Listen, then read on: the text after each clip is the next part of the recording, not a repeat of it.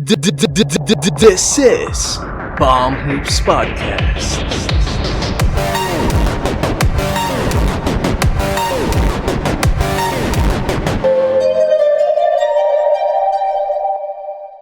Hi everyone, this is Palm Hoops Podcast hosted by Jem and Angelo.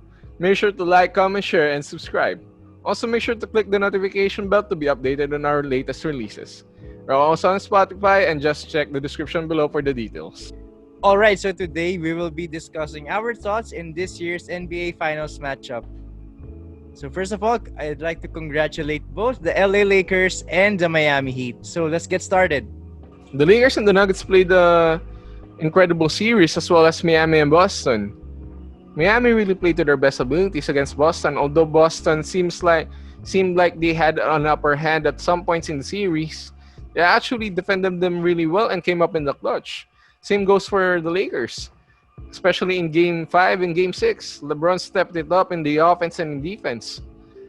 We haven't seen that much from LeBron actually in the clutch time. If you check the stats, it was mostly AD making the most in the fourth in the previous series, and LeBron really took over in the Denver series. So what do you think about that? Yeah, for the Western Conference, it's kind of expected that the Lakers will win. Honestly, I have them around 5 or 6 games against the Denver Nuggets, and they delivered. I saw that the Denver Nuggets will win at least one game because of their performances from the past series and even beating the title favorites LA Clippers. Yeah, Coming down 3-1. So judging from that alone, we can see that they really are the comeback kids. yeah, big And time for comeback kids. And for the Boston Celtics and the Miami Heat, who emerge as the victors, I see the Miami Heat winning it, actually. We talked about this in our chats, and I said Miami in 5, but they won in 6 games. Yeah, And the series, I think they were evenly matched. If you look at the players, the coaches, the teams were evenly matched. Definitely. yeah, they are definitely evenly matched, and it shows. This could have been easily 6-7. This could have been easily 7 games, and even in Game 6, Things were under pressure. yeah, even in Game 6, the Boston Celtics took the lead, and I honestly thought they were going to run away with it, but basketball is a game of runs, and ultimately, the Miami Heat won. So yeah, so now we have Lakers facing the Heat. It's not a common matchup. The Lakers have not met the Heat once in the finals, even though the Heat have been in the finals in the past decade, and the Lakers was in the decade before that. So it's really a new matchup. We haven't seen much of a rivalry between these two teams. Although we did have the Kobe Lakers and the Shaq Heat. Although the Lakers were a bit of a trash team back then, except for Kobe. So I guess it's a new rivalry that can form for this series. What do you think about that? Rivalry, I'm not so sure, but there are definitely storylines because Miami is the team who gave LeBron James his very first title. Yeah.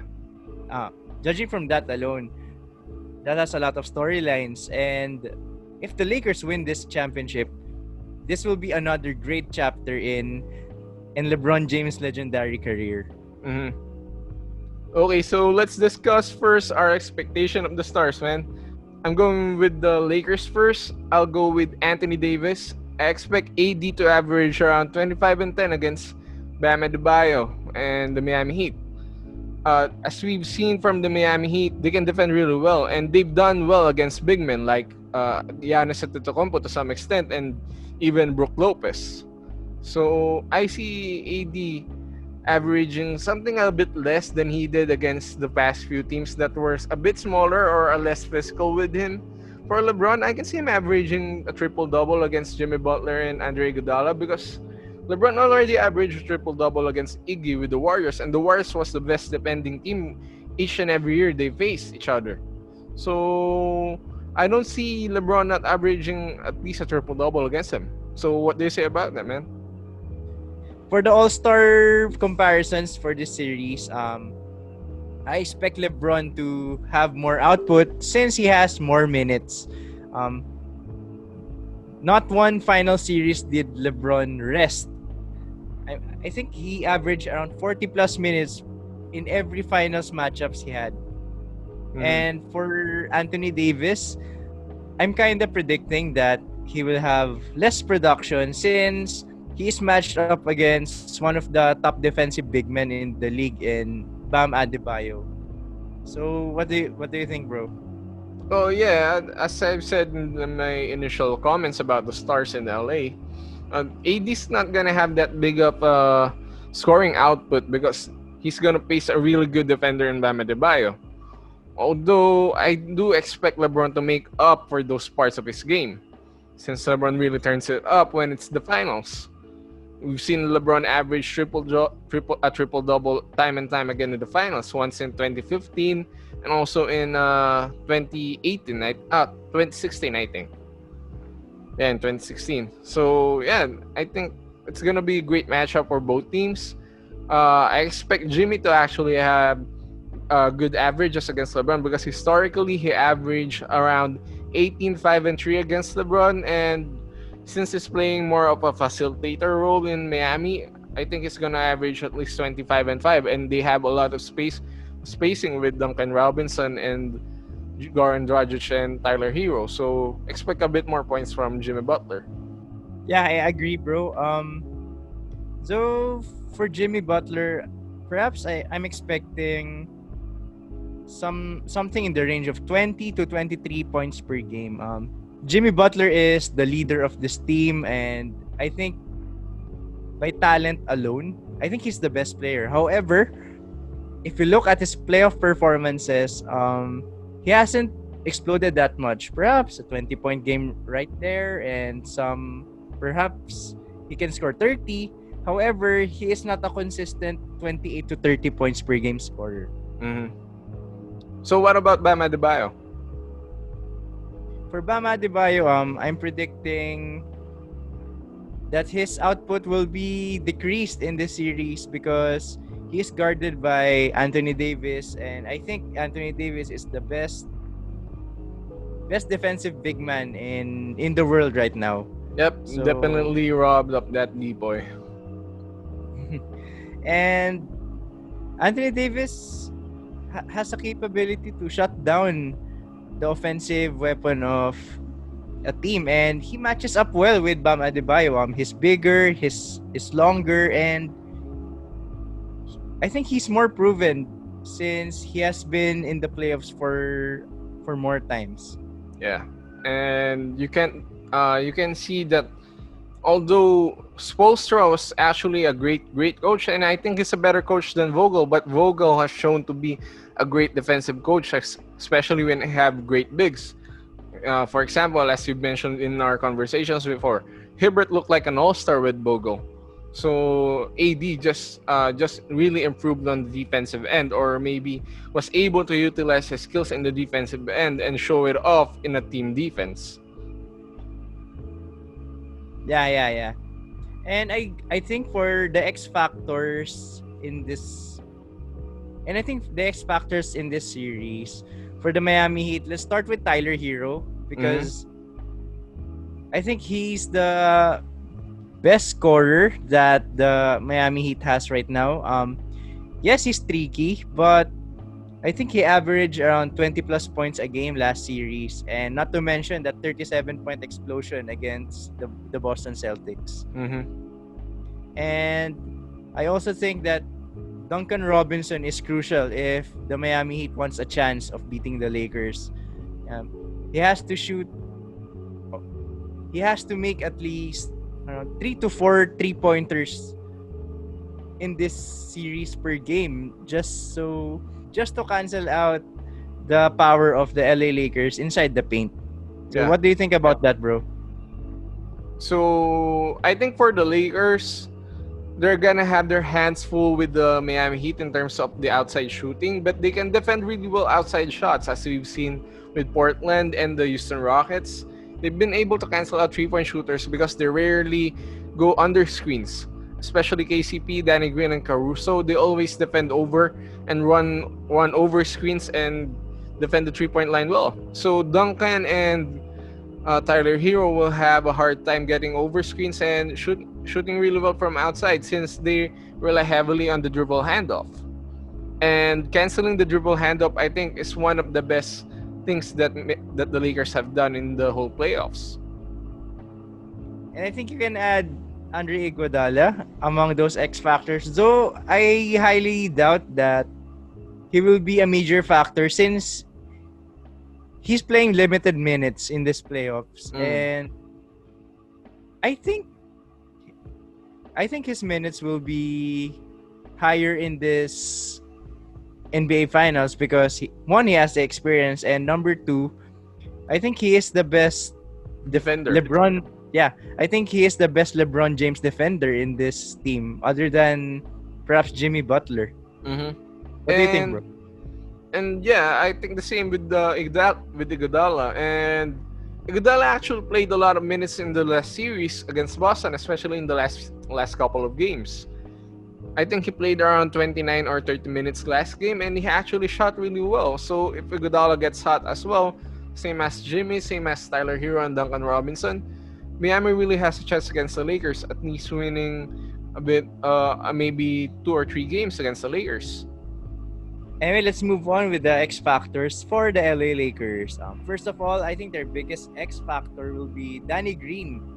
Why? Because he has a lot of NBA Finals experience, and it is proven that he performs well in the bright lights of the NBA Finals. If you can remember the 2013 NBA Finals, he shot the lights out against LeBron James' Miami Heat. And also last year with the Toronto Raptors, he was crucial in their title run. I think he actually had a game where he had 6 threes. So yeah, we can expect at least a big game or two from Danny Green. Yeah. What do you think, bro? Well, for me, yeah, I expect Danny Green to perform well in the finals, but I actually think the X factor for the Lakers would be their so underrated third scorer in KCP. KCP, if you check his stats, he's actually the third best scorer in the Lakers right now. And judging from versatility and ability to score, KCP can score from the mid-range. He's actually a 3-level scorer, although not utilized that much, because they have a lot of options in LA, and LeBron and AD are such great scorers. But if you check, KCP is actually the most versatile scorer, maybe next to Kuzma. Although Kuzma has been underwhelming in the playoffs, I think KCP would have a big impact in terms of offense and also defense. Yeah, and KCP is a very underrated defender. Mm-hmm. And perhaps I can throw in also Alex Caruso because of the defense he has played this playoffs. He has been matched up against the best players of the opposite team. First round, he was the one manning Damian Lillard and CJ McCollum. Second round, he is the one who's manning James Harden and Russell Westbrook. And in the conference finals, he is the one who's defending Jamal Murray, and Jamal Murray's numbers were kind of reduced in not as good as finals. gets against the Clippers. Yeah, exactly. And I think the efforts of Alex Caruso should be credited as well. So F that Patrick Beverly.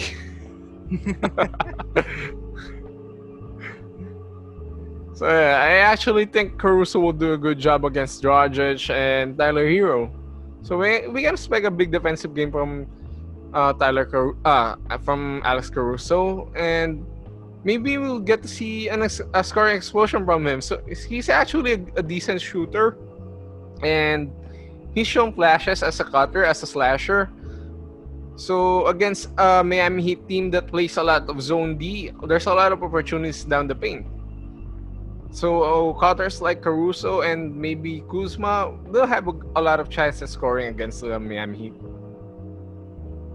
Anyway, let's go to our last topic for this video. Our predictions. Bro, what do you think will be the outcome of the NBA Finals? Well, it's on my shirt. Lakers. Bigyan me bias. Yeah, Lakers in 6. I can see the Miami Heat taking a game or two from the Lakers because they're really good in defending. Their zone defense is amazing. The trust they have in one another when defending in the zone. That's something else you haven't seen that much from a team in the NBA. Maybe the last team that defended really well in the zone D was actually LeBron's Miami Heat team. Because they had really great defenders in Shane Batty and also in LeBron that time and D Wade. So the Miami Heat team of now actually plays the same, given that their coach is the same and they have really athletic, long guys that can defend.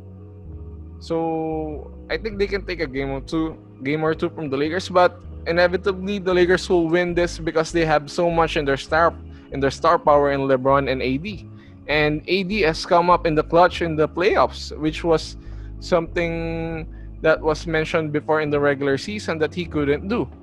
But as we've seen in the playoffs, AD is actually a great fourth quarter scorer. And so is LeBron. LeBron has proven it time and time again.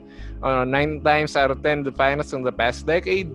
I expect LeBron to make it to his 4th championship in this series. What about you, man? I think this will be done in 5 games. Just because the Lakers adjusted so well whenever they got defeated in the playoffs. And when they adjust and when they adjust, no team has ever been successful since. And I can see the Miami Heat getting swept. They're just too good and too deep to be swept. Mm-hmm. And Coach Spoelstra is one of the best coaches out there. And in fact, he's one of my favorite coaches in the NBA. Because he's born in Laguna, and it's really nice to see a Filipino in the NBA. You know. Mm-hmm. Yeah. So my prediction will be Lakers in 5, but I think this series will have a similar feel to how the Denver Nuggets matched up against the Lakers. I mean, yes, they were defeated 4-1, but it definitely didn't feel like it was a 4-1 series. Yeah, the final score won't show how difficult the series will be for the Lakers for sure.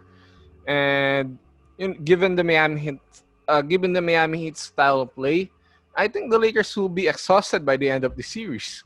We're gonna see a lot of bodies on the floor, a lot of bad shootings from both teams. Actually, that's what I think would happen with the series, given the physicality of both teams on defense. But ultimately, the Lakers have better size, better scoring, and maybe not 3-point shooters. But when they get hot, and if you check the stats, once the Lakers shoot at least 30% from deep, they're 12-0 in the playoffs. So yeah, Lakers in 6 for me.